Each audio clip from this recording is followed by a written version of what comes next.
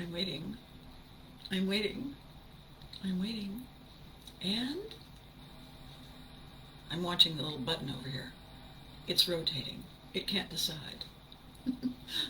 It says, we're live. Hello, everybody. Apparently, we're live. Is this exciting? So I'm holding these two things, which I'm going to talk about. But at first, I have to get everybody else on board. I have to get everybody else on board. So here we go. Click, click. How are we? How are we? Are we good? All right. Here we go. Click that.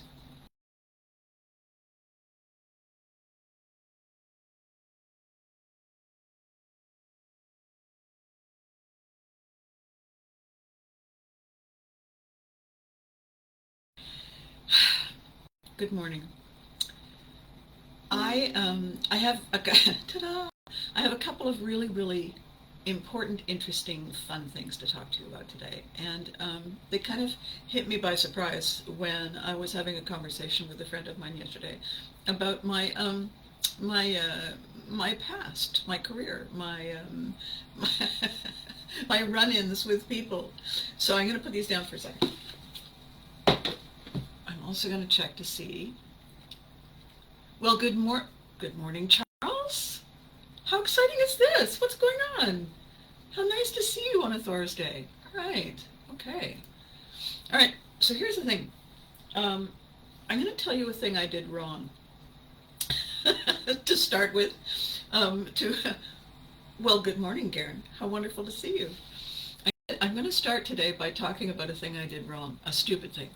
So, to preface telling you what an idiot I was, I want to say that my ancestors, the Vikings, were very good at doing things in stages, very good at doing things in steps, and how they realized they needed to do that was the fact that you can't get anywhere from here if you think you're going to just do it all at once. You need to. Oh no, Charles, you got COVID again. Darn.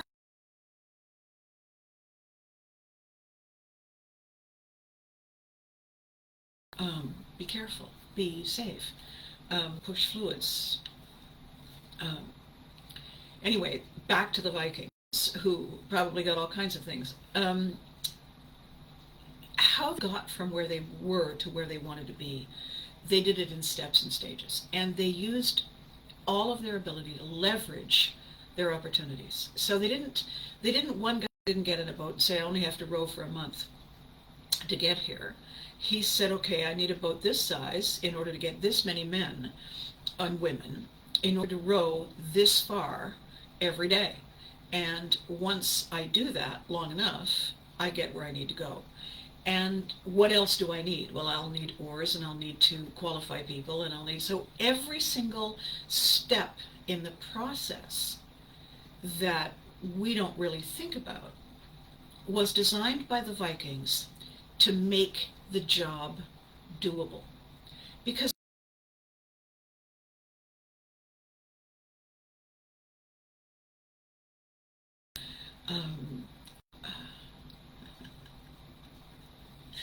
Charles just said nothing's going to get me down. I'm like a Viking.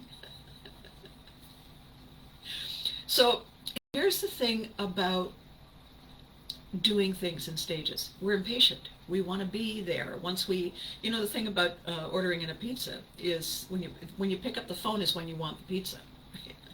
Before you pick up the phone, when you say, let's get a pizza, is when you want the pizza. And so then waiting takes forever. If you could do it in stages, if you could say, okay, so we need a pizza, first thing we need to do is this, and then after we do this, we need to do that, and then the time passes, and we don't realize that we are kind of fooling ourselves. But we need to fool ourselves for one very important reason. And the fact is that we don't like change. We don't like the process of change. We don't like the long leaning into the curve to get from where we are to where we want to be. If it could just be, that would be awesome.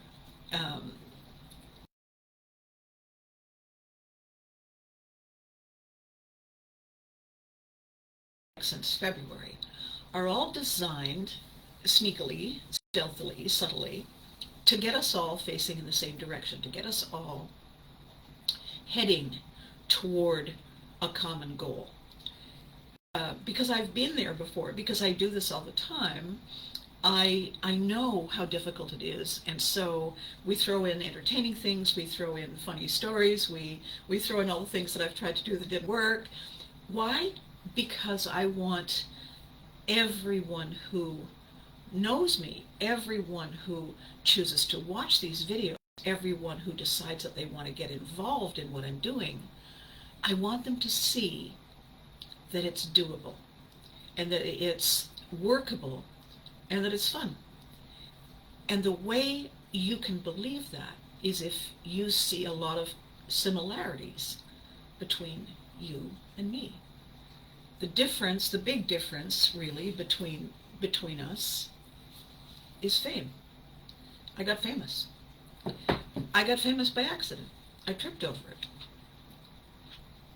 And then I just kept doing the same thing because it was working. So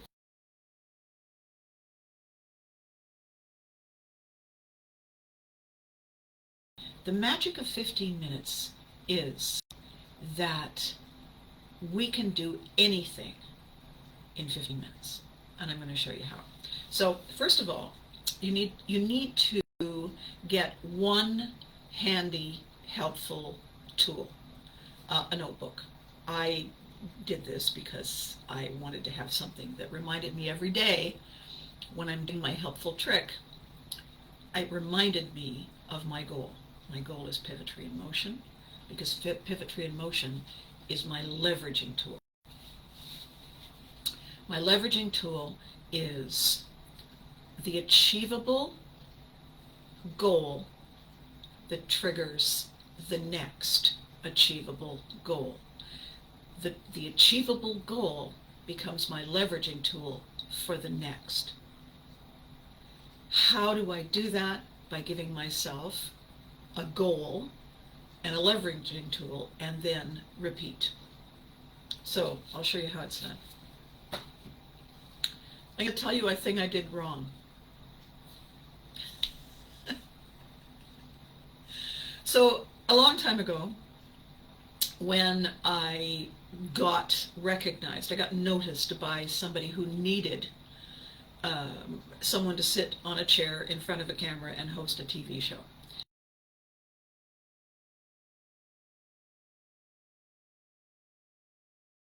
Look, there's a person sitting on a stool under a light. We should ask her. Maybe she's not busy. Maybe she won't want a lot of money. So they went home after the show, and oh, by the way, during the show, I didn't mess up in a way that anybody noticed. So they went home, I went home, and they phoned me the next morning. And they said, "Hi, we saw the show." And I said, "Oh, well, good, thanks for coming." And they said, "Yeah, we were over there in the corner laughing really hard." And I said, "Oh, awesome, awesome, awesome. I'd hate to then hear you say, well, yeah, we saw the show and it sucked." And I said, "So what can I do for you?" And this woman said, "Well, I was wondering if you'd like to host a television show." And I said, "Pardon?" Can't be that easy. And she said, "Yeah, I produce a television show here. And I got a call that our host isn't coming back to Ottawa this year, which means I have to find another host. And I've been looking around trying to find something different, somebody interesting, somebody who brings something different to the table. And we came to see your show last night. And I wondered if you'd like to come over and talk to me about it." And I said, does this work pay money?" And I got this stunned silence on the phone. "Abby, this is the CBC," which, by the way, for my American friends, would be like I'm talking to the head of NBC. "Oh," I said, "I'll be right over." So I went over and we had a discussion. And I said, "I would love to do that. I'm exceptionally good at sitting on a stool in front of a camera and being paid and trying not to cause too much utmost damned astonishment." So they hired me. Now, that's not normally the way it's done. Normally the way it's done is that they contact the union and they say to the union people, so we want to hire this person, and they need to join the union. And so you give the person who's in charge of the union all that kind of fluffing power stuff that makes them feel, I'm walking here. They didn't do that. They did it all backwards. They saw the show, they said, look, there's the end game. And they called me and I went and we said yes. So as I was leaving the meeting with the television producer, she said, you know what, I'm going to call the union, but you need to call the union. You need to go and join. And I said, absolutely, I would be delighted. Where do I sign? So I called. And I was met with vast resistance. The head of the union in my city, in Ottawa, said, it's not the way it works, Abby. It's not the way it works. You can't just join the union. You can't just, we have to jump through. Oh, the phone is ringing. I'll call you back. So who the phone was the television producer. So then this poor woman from the union had to phone me back. Picture that. And she said, highly irregular. I've just spoken with them, and they've explained to me that they don't know what to do because you've muscled your way in, and nobody really wants you, but you need to come down here, and I'm going to put you through all of the hell that, you know. So I got in the car, and I went downtown, and I did all that. And over the years, that relationship did not get any better. And it didn't start high, it started kind of down here to, and it never got any better. And the reason it never got any better was because I made one small mistake. And I am aware of that mistake. And it's not that I regret it, because every next thing that happened to me was fascinating and exciting and important, and tremendous learning curves, some of them rather dangerous, and some of them unhappy, but important. Why are they important? Because they got me here. Here is where I am with you. And that's magic. So, I regret none of this, but looking back, I say to myself, well, there's where your mistake was, right there. You were facing the wrong way, you idiot. And so this is why I always say to you that the secret, step one, are you facing the right way? I always say that because it sounds ridiculous, but... So, here's the thing I should have done. Time passed. One television show led to another television show, led to another opportunity, led to another opportunity. And so I had my little window of magic. I had my window of 15 minutes of awesomeness, as everyone does at some point in their trajectory. And every single time I came face to face with this woman at the union who it just drove her mad that I was succeeding. And I didn't know why. I didn't know why. And I was kind of busy at the time, so I didn't really spend a lot of time wondering why, because I had, stuff to do. Here's the mistake. One day, she said, in amongst all the other negative things that she was saying, no one likes you, you know. And I said, why not? And she said, what do you mean, why not? It should be obvious to you. It wasn't, I said, well, it isn't, that's why I'm asking. Well, if you don't know, I'm not going to tell you. And she said, the thing is, Abby, you shouldn't be here. Everything would be so much better if you weren't here. And I said, well, where am I supposed to go? And she said, I don't know, just anywhere but here. All right. Do you know what I should have said that I didn't say that was my big mistake because I am the leveraging queen? I should have said, well, if you want me to leave and you have all these connections, perhaps you should help me go somewhere else because I'm not leaving show business. That's what I should have said. That's what I should have said. Because it would force her to pick up the phone and make something happen. It would have forced her to use her leveraging skills to get me out of the space that I was, which was in front of her face, which annoyed her every day. Did I do that? No. Why didn't I do that? Well, you see, I hadn't organized the concept of 15 minutes. I hadn't done it. So, subsequent, I have. So, as a result of not taking that one step, everything unfolded as it has. And every time she had to deal with me, it drove her up one side across the top and down the other. And it provided me with a lot more material for any kind of conversations I had about my show business trajectory. And it caused all the local producers to wonder what on earth was wrong with her. It didn't cause anyone to take that logical next step. And the reason is that they were busy. They weren't thinking about what I should do next. They were thinking about what they should do next. They were focused on their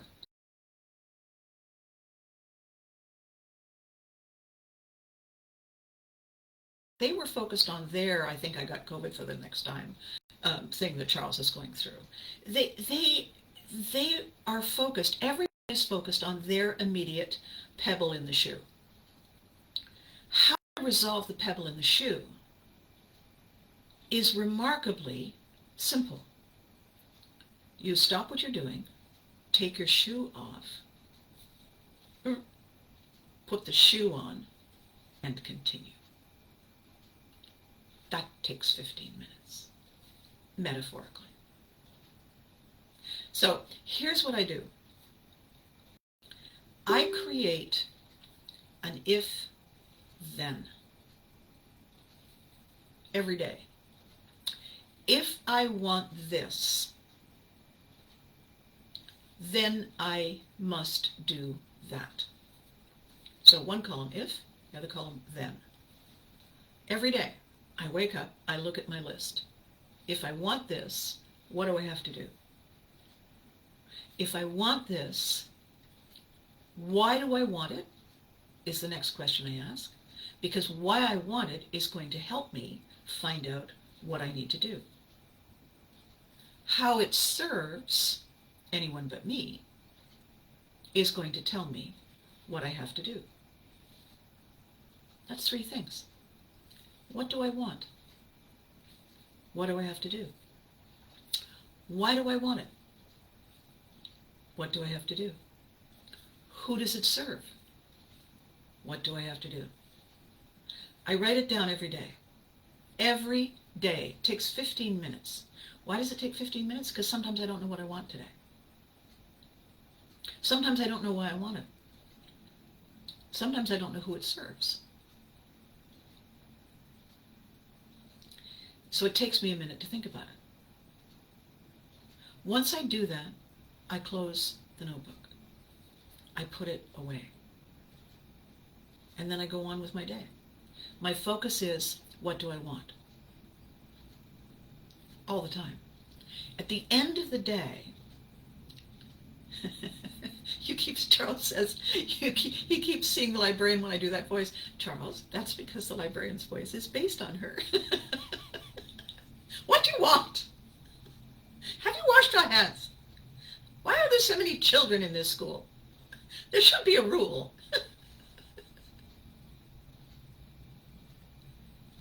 Hello. What I want every day. What do I want every day? Is it the same thing?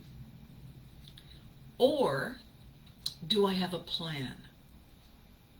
Do I have a plan? And am I working on my list to get where I want to go? Oh, isn't that interesting? Okay. If we have a plan, what do I want? I want to be happy. Okay, then what do? Stop doing the things that make me unhappy. Why? Because they get in the way. If I stop doing the things that make me unhappy, then what do? Either I need to replace them with things that make me happy, or I have to learn to suck it up for the long game. Okay, who does it serve? Well, if I'm happy, I'm a lot more fun to be with. Then what do I have to do? Read number 1. It's so deceptively simple to fix the lack of focus, the swirl, the I just need to get here. I just need to get here. I just need to get here.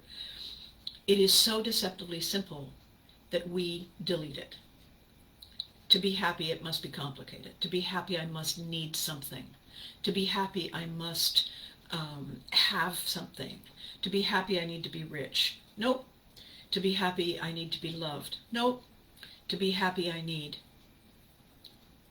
To be happy, you need to want it. For its own sake. I want to be happy. Then what do I have to do? Delete the things that don't make me happy. Okay? Why? Because they get in the way. Who does that serve? Everybody I come in contact with. Well, how do you need more details? Yes. Yes. But sometimes the details aren't up to us. Sometimes the details are happening and we don't even know it. Sometimes we take a step and somebody pulls us back and a bus goes by. Whoa, thank you. How do you feel? Fairly happy. Thanks a lot. Every single thing we want to do starts with a list. I also want to talk about this list I tried to create several years ago in 2018. I had this idea for a television show. It was going to be called 15 Minutes. And the idea was that I would interview someone, or they would interview me, and we would talk for 15 minutes about something they wanted, about something that mattered to them. And I would see if I could come up with an answer.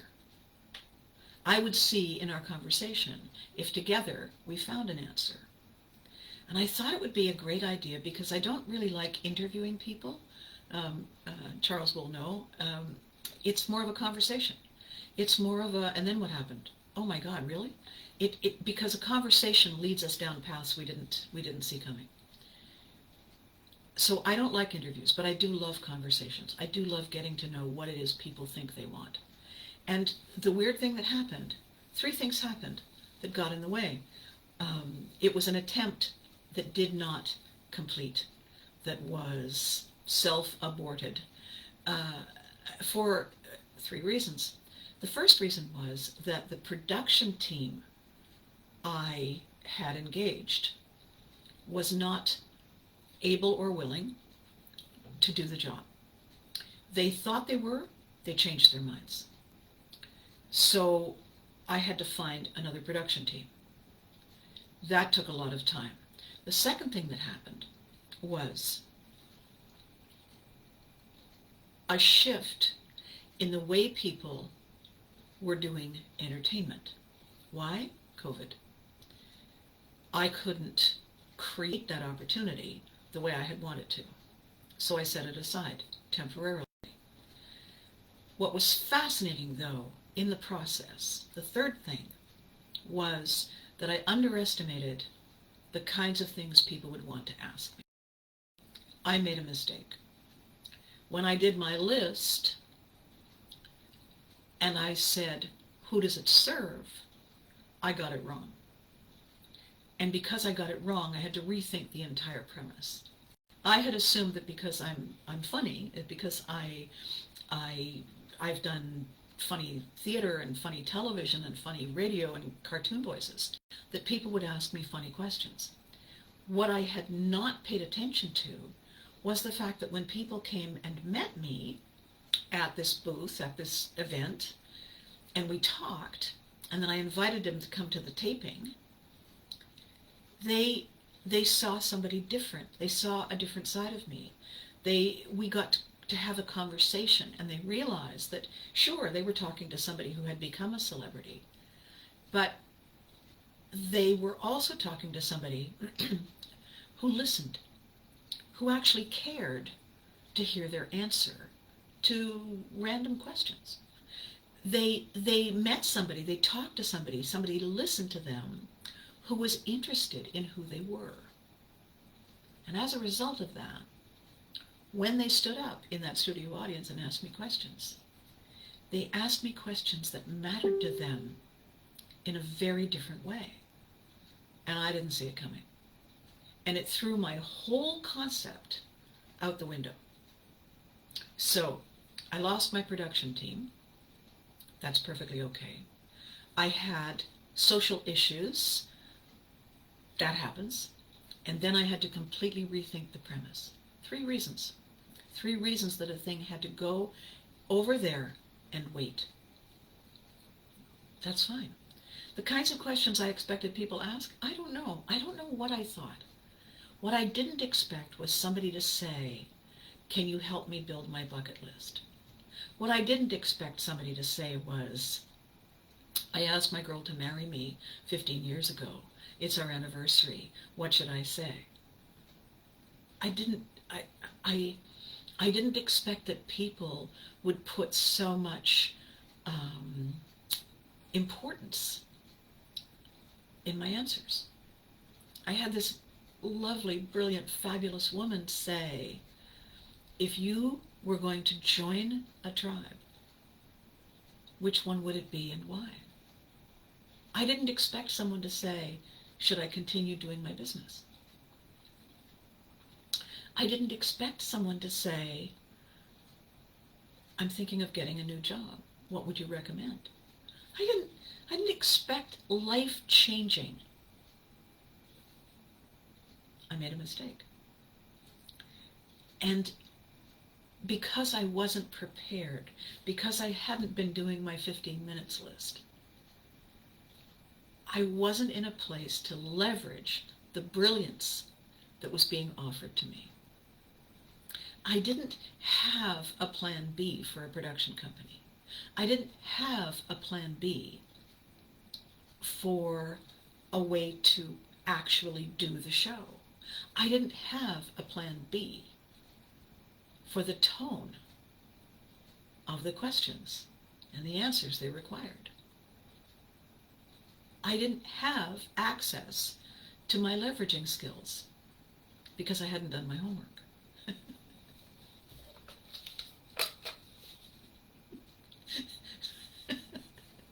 Do homework. Just put that at the top of the page. Do homework. So I'm going to explain to you how we add this to our list. People all the time post on different social media. Just be this, just do that. And they find deep, meaningful quotes and they put them up there. And it's like slapping lipstick on, hoping that the lipstick is going to turn you into the outcome. No, it doesn't. It's not magic like that. Just because you stand next to a thing doesn't mean it's going to work.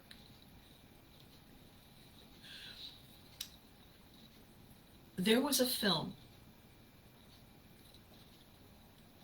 Kevin Costner, Field of Dreams. And the running thing he heard in his head was, if you build it, they will come. If you build it, they will come. It was a voice in his head. And as a result of that film and that statement, endless people skipped the important step and then wondered why it wasn't working. Because just because you slap the lipstick on doesn't mean everything's going to turn out. There's another step inside. It's the 15 minutes list. If you build it, they will come, was the ghost voice whispering in Kevin Costner's ear. to build a baseball diamond in his cornfield. If you build it, they will come. Who? A famous baseball team. Who? People who want to see the famous baseball team. Who? People who want to remember their youth. Who? People who also have a dream. That's what that movie was about. Now here's what nobody paid attention to. In the movie, there was a fellow driving a pickup truck that Kevin Costner's character ran into. And they talked about Kevin's character's dream. And Kevin spent a lot of time with this guy. Nobody pays attention to who that character was supposed to be. The character was a famous journalist. A famous journalist. Now, what that means is that Kevin Costner's character shared his dream with the media. Kevin Costner's character got the media excited by the dream.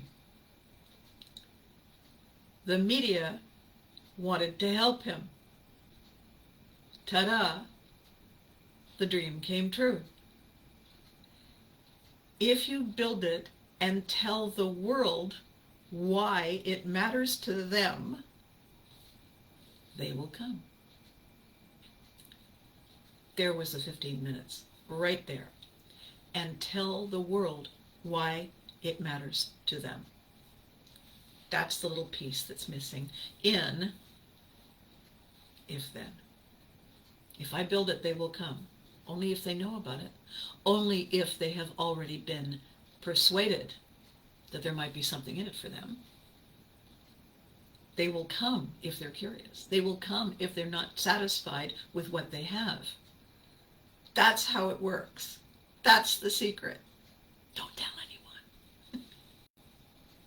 So, what happened to me when I realized I was onto something happened again. I wrote this fabulous book, this fabulous romance, and I had this great idea how we would produce it. Book is a book, fine. Yeah, here's the book. What I want to do with the book is I didn't want to do an audiobook. I wanted to do a video of a bunch of actors recording the book. I wanted it to be a television show about trials and tribulations of working with actors in recording studios. And the tool we would use was the plot of the book. I thought it would be amazing. And it was called Unsuitable. The book and the series, the same. And I know all these incredible actors, these voice actors, these fabulous, fabulous, funny, talented people. I know every production studio in town. How hard can that be? Oh, wait, COVID. Did I have a plan B?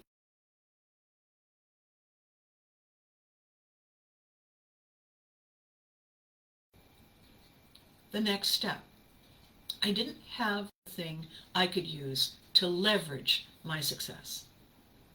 I forgot. I have flaws. In case that hadn't,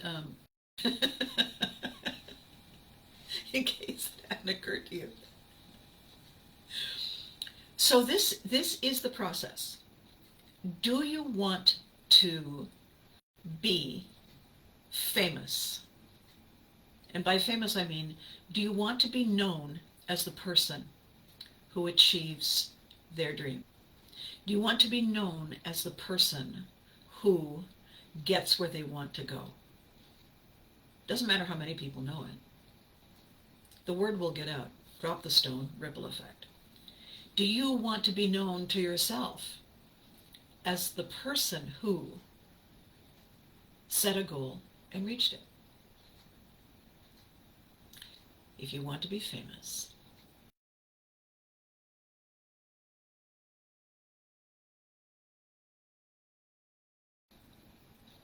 and the list is if, then, if, then, if, then. What do I want?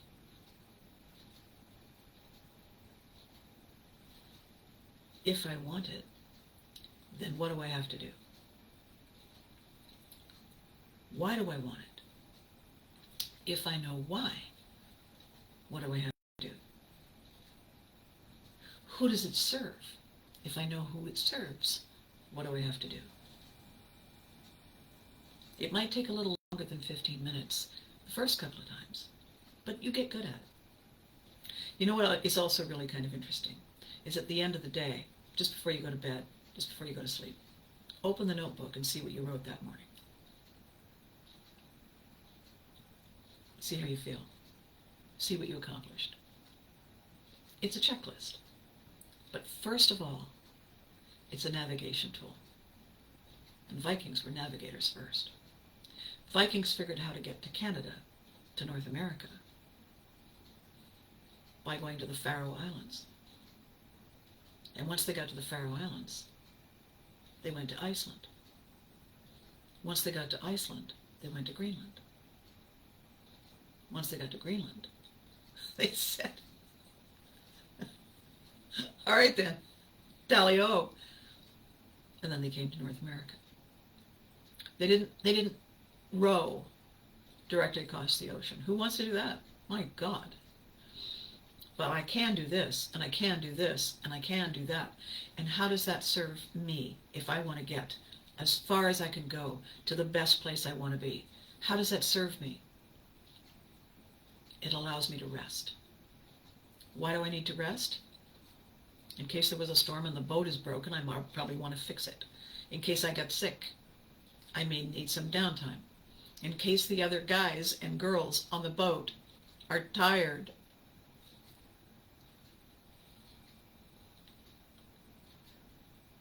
One of the things that is difficult for people to focus on is what they want. Because there are so many things that we want. I want to be rich. Why? If I want to be rich, what do I have to do?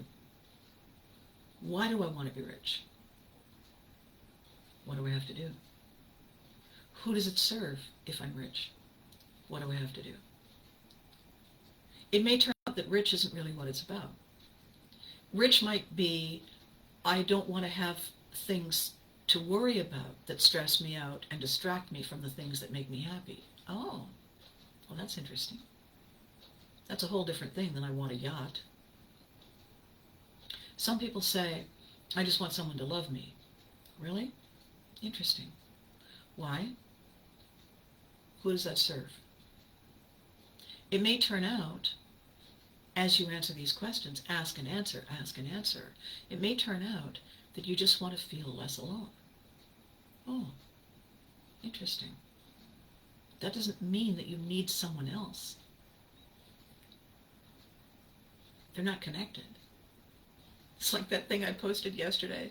Penguins are black and white, some televisions are black and white, therefore some penguins are television sets. No. If you want less stress, if you want freedom to do and be, if you want to be there with and for your loved one, if you want to follow a dream, that's what these questions help you find out. That's what these questions help you see. That's what these questions help you recognize the most powerful leveraging tools in your arsenal. It never occurred to me in a billion years to ask my union rep to help me get out of town. Why? I was facing the wrong way. If you want to be able to get from here to there, let's say the commute is long.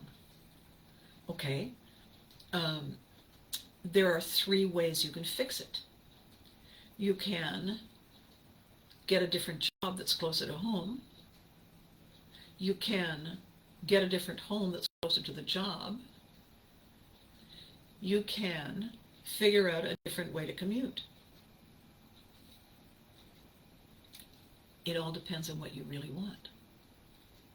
It all depends on what you really need. It all depends on what makes you smile when you wake up in the morning. There's a very interesting study that was done many years ago about the military and what happens to people in the military when they retire if they haven't made a backup plan, if they haven't made a now what plan. I want to retire. Then what do I have to do? Why do I want to retire? Then what do I have to do? Who does it serve? Then what do I have to do?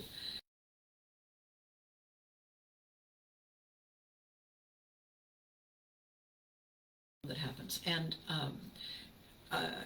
I can't honestly tell you if it factored into what happened to my dad, but I do know that it was probably part of a downward spiral. The military is extraordinary for a couple of reasons.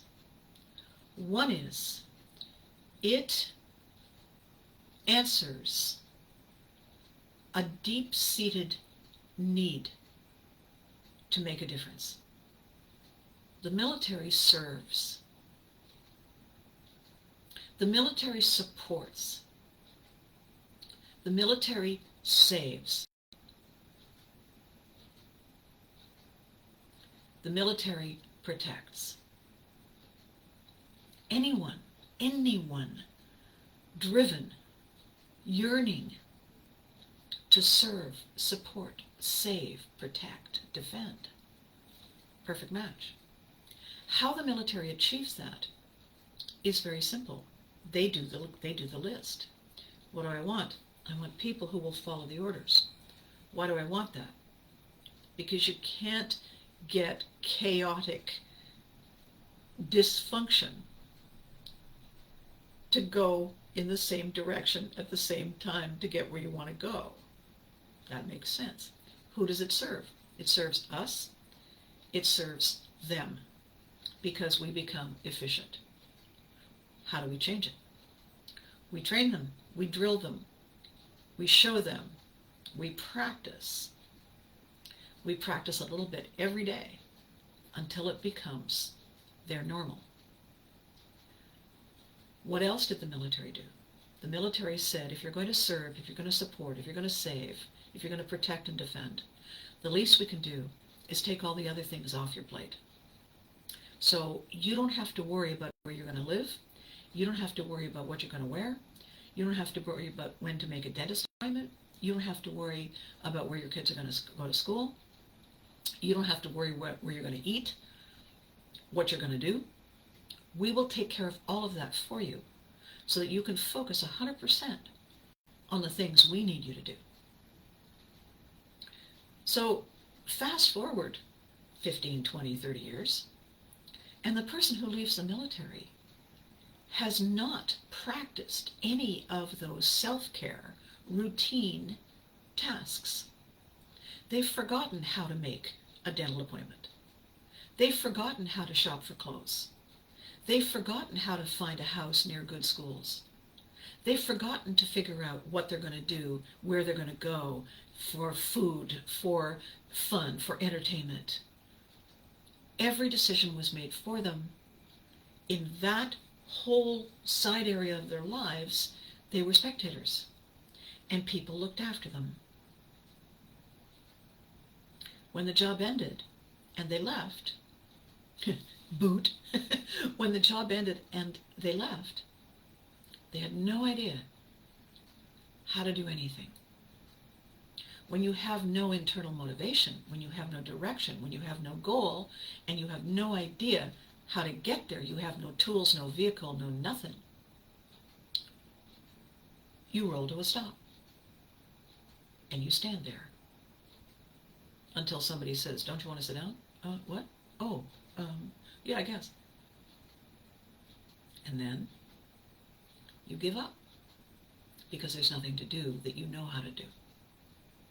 And you say things like, it's too late for me, if only.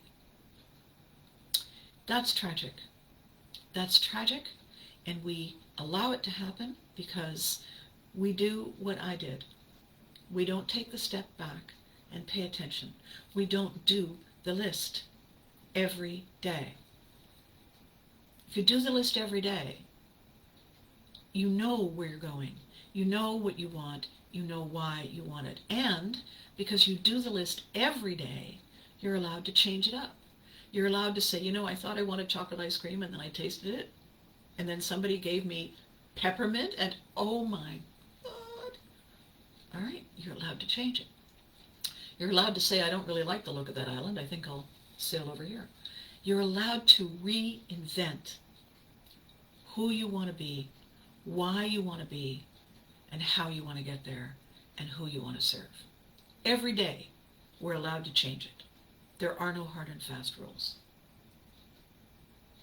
Now, I'm going to tell you the secret reason why this matters. It's very important. I'm building the Pivot book in reverse. And the reason I'm doing this is because I want this book to be different. I want this book to change the way people absorb ideas. I want to give people the opportunity to say, let me think about that. Or, ooh, tell me more. I want to do it in a different way. And I'm so excited because I've hit on it. And so yesterday, I was organizing this new element that I've never done before.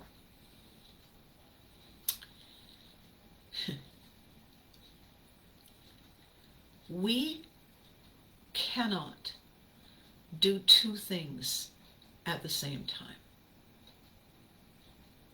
Not possible. It can look like we're doing them at the same time. We're not doing them at the same time. We're doing one right after the other. When you're juggling, you're not juggling all the flaming chainsaws. You're not throwing them all up at the same time and catching them at the same time. It's a process. 1, 2, 3. It's a process. When it goes fast, it looks like it's just all one thing and it's magical. We don't work like that. We can't work like that. So, if we want to get where we want to go, we have to look at it differently. We have to actually work backwards. So, 1, 2, 3. What do I want? Why do I want it? Who does it serve? If this, then that. What we really do to ourselves is we say, I want to be rich. That's not really what we want. It's what we think we want. It's the pot of gold. What's in the pot? What does the pot look like? Why do we want it? What does it give us? Who does it serve? How does it motivate us? Every single step is an exercise in peeling away the layers of an onion until we get to the root, until we get to the center, until we get to the nugget. The nugget is very small. The nugget is very simple. The nugget is 1, 2. The nugget is if, then, always. I want to be happy. Why aren't you happy? What are you doing? Tell me all the things you're doing. How the hell do you have time to be happy? You have to take things off your list. So here's the secret I'm sneaking up on. We have these brains, and the subconscious brain does 90% of the work. The subconscious brain is a primitive brain. It is old like lizard old like crawl out of the ocean onto dry land, boop boop, form legs, old. It only knows that time. It can only understand that time. And it does all the work to keep us alive in that reality. To stay alive, heart pumping. To stay alive, synapses firing. To stay alive, breathe. To stay alive, push blood. To stay alive, digest food. To stay alive, find safety, find shelter. To stay alive, keep repeating what I just said. How does it know it works? Are you alive? Good. Here's what it doesn't like. It doesn't like change introduced. Do you know why?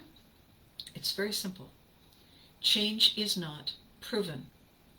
The outcome of change is not a given. The status quo is a given. Who we are, where we are, what we do is working. Why would we change any element of it? Why would we change any element of it? If I've always dropped a stone in this pond to create this ripple effect, why would I drop the stone over there? Why would I drop 2 stones?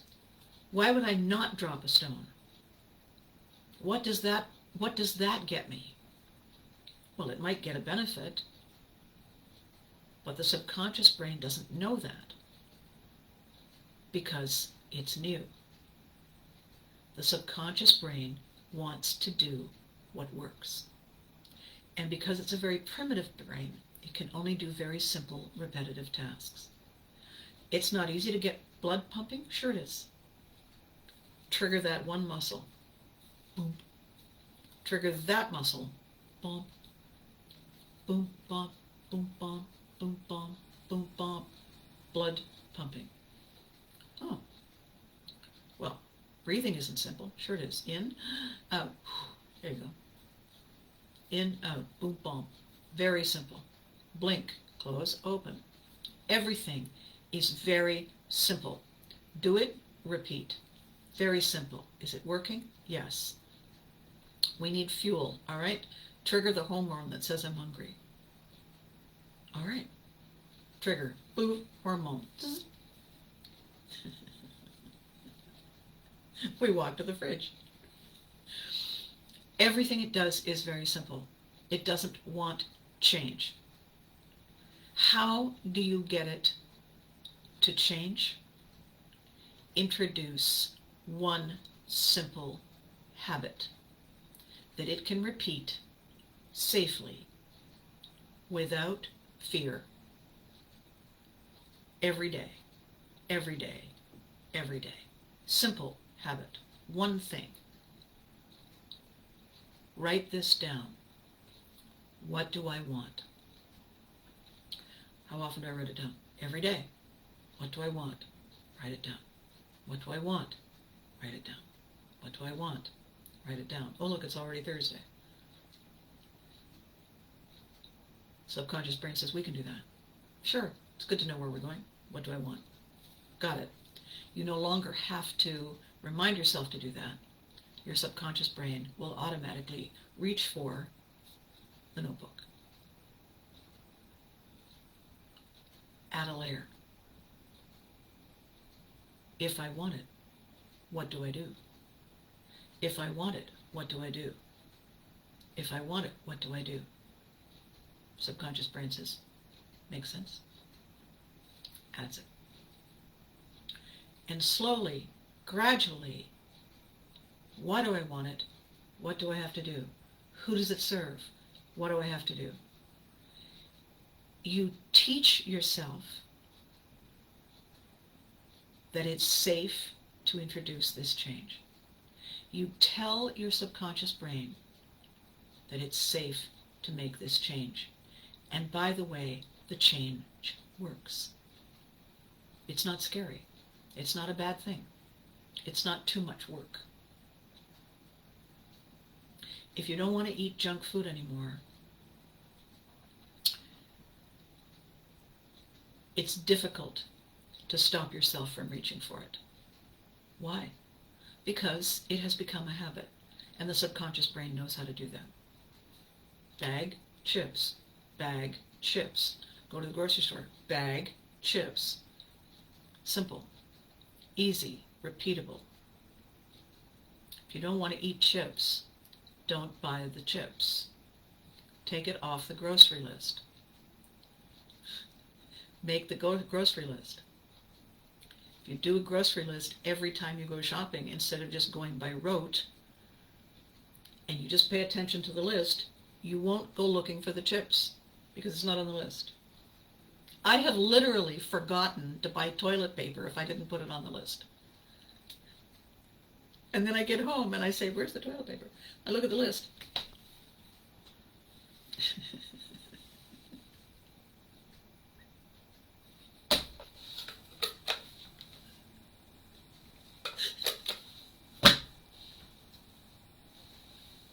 Follow me, man. I'll be right behind you. That is how powerful the subconscious brain is. Do I want to live here? No. Why not? Fill in the reasons. Who does it serve if I stay? Who does it serve if I go? Fill in the reasons. If this, then what do I have to do? If this, then what do I have to do? If this, then what do I have to do? It is so simple. It is so easy. It is so important for our empowerment, for our control of the one thing we want more than anything, which is peace of mind, which is joy, which is a feeling that I got this, I got this. If I feel I got this, I don't need to try and control you. I don't need to try and control that. I don't need to listen to all those other people kvetching and moaning. If I got this, if I'm thinking, yeah, I'm good. My list is doing well. My habit is working for me. And it turns out that that's how everything works. Why don't we know this? Because no one mentioned it. Why didn't they mention it? Because no one mentioned it to them. Why am I mentioning it? Well, I have a plan, you see. I have Pivotry in Motion. It's a book collection. And then it's going to be a series. And it's going to join all the other series. Because my goal is Story Me Television. What do I want? What do I have to do? Why do I want it? What do I have to do? Who does it serve? All of us. Then what do I have to do? And I've been doing that since I had my little knock on the head with 15 minutes.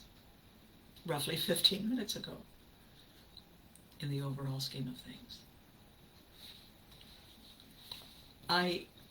I say this all the time when I'm talking about fame. I say, fame is what you want it to be. And people all the time say, well, no, it isn't. I mean, did you hear about what happened? No. Our belief that we matter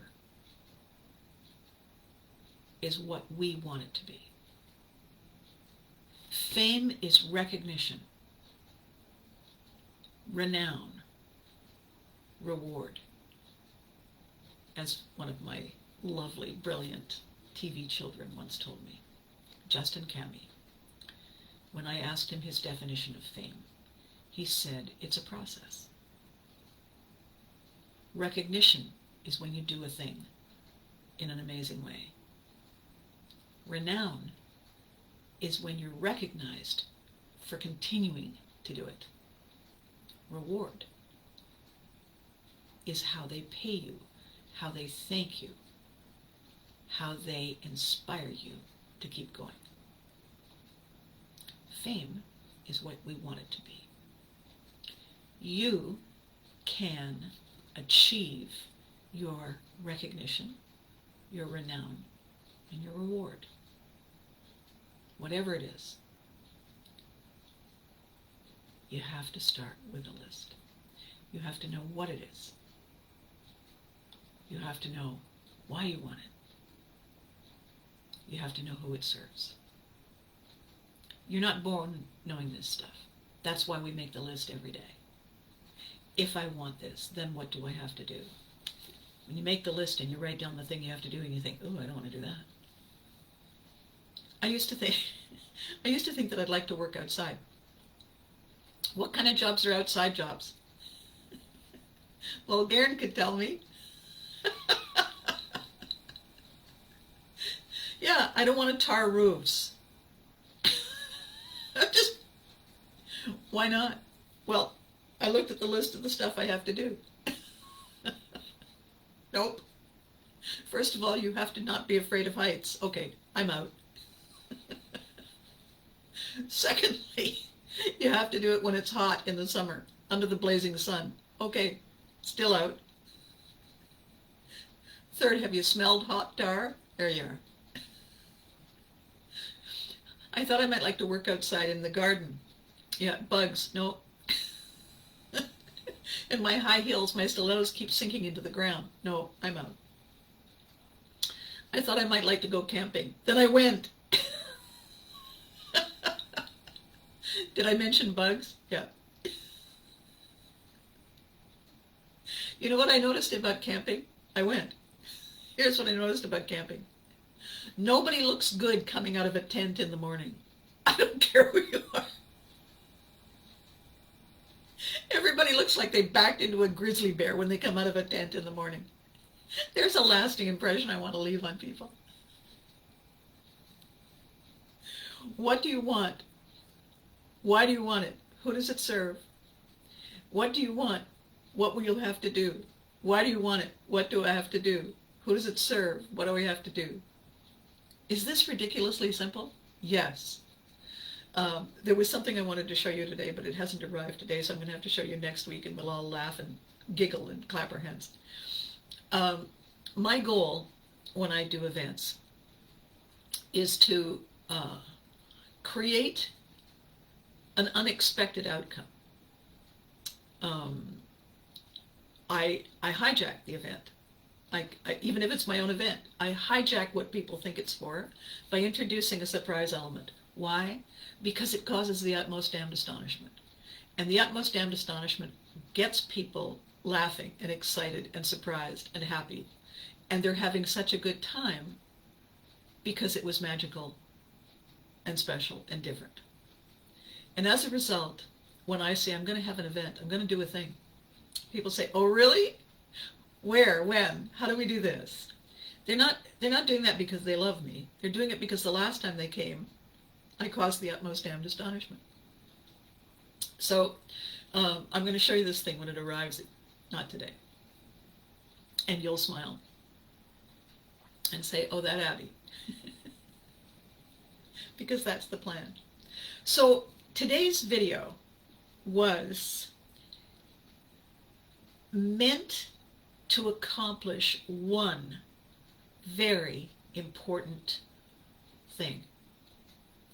And that was to show you how the process works. Which process, Abby? All of them. All processes work the same way. Step one, you have to give yourself permission to do it. You have to trick the subconscious brain into allowing you to introduce change. How do you do it? Well, you have to have something simple. How do I make it simple? Make a list. Make a short list. How do I make... I try to go camping as often as I can. Well, Garen...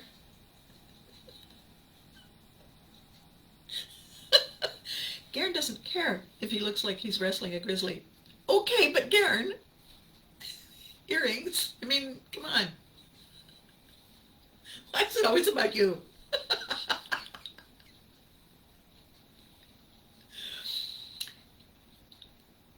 Simple is how everything works. The reason we fail is because we overcomplicate it. How do we overcomplicate it? We try to do too many things at once. We try to make it complicated. You can't do two things at the same time. You do them very closely one after the other, but you can't do two things at the same time. We try to multitask. We end up doing many things fairly badly. Because you can't focus on two things at the same time. And the way I began, you can't throw up all the chainsaws on fire at once.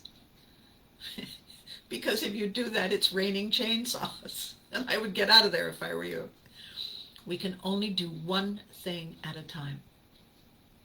And the first thing we do is ask, what do I want?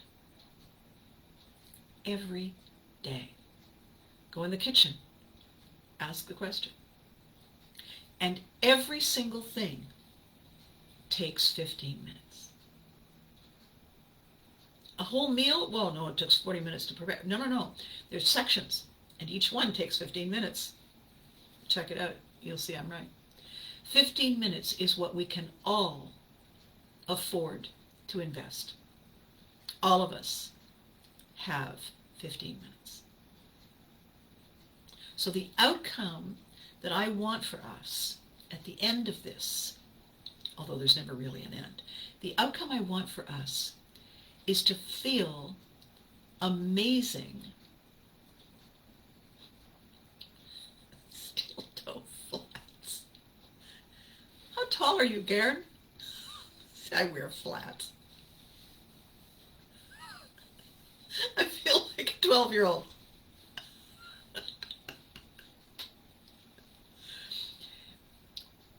What you want that will make you happy, what you want that will make you say, I got this, I'm walking here. All right then. What you want is doable.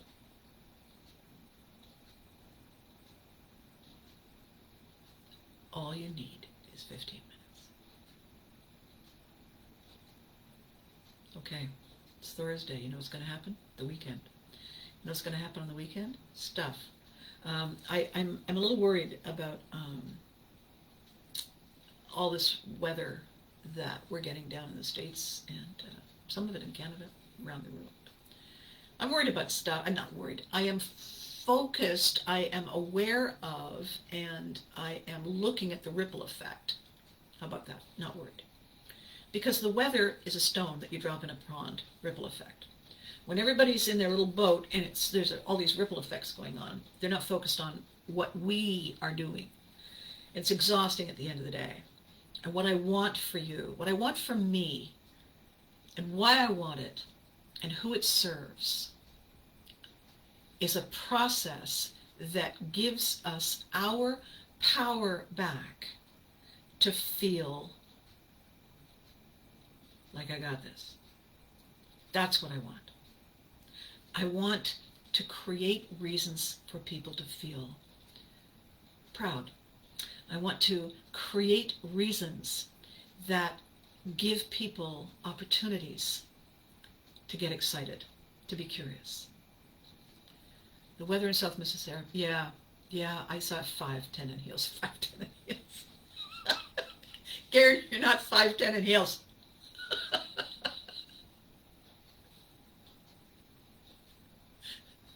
I'm 5'10" in heels.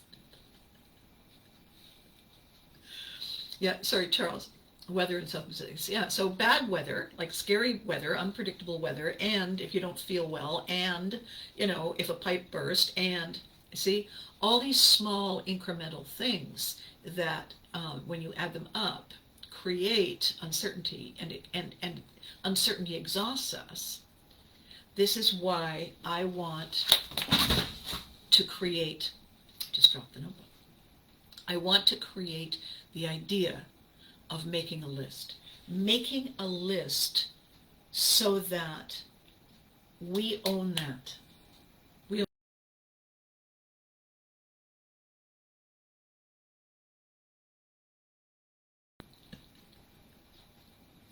We get into that process where we don't have to think about it.